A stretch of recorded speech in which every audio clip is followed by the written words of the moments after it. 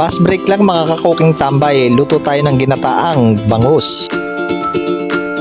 Iprito natin ang bangus, magkabilaan at pati magkabilang side.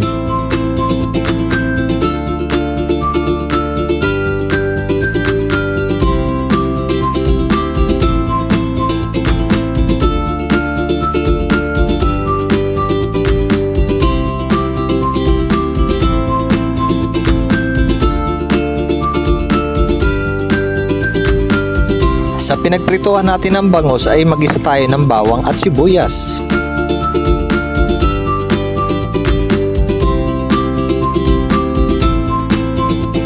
Pagkatapos naman ay ilagay na natin ang gata.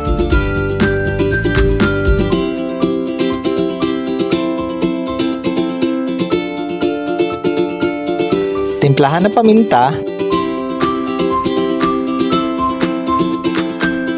Maglagay ng tomato paste para may konting kulay.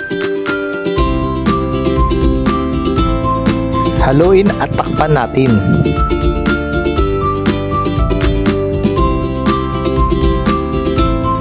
At lagyan ng shrimp cube. At ilagay natin ang pritong bangus at haluin. At takpan at hayaang kumulo para kumapit ang gata sa bangus.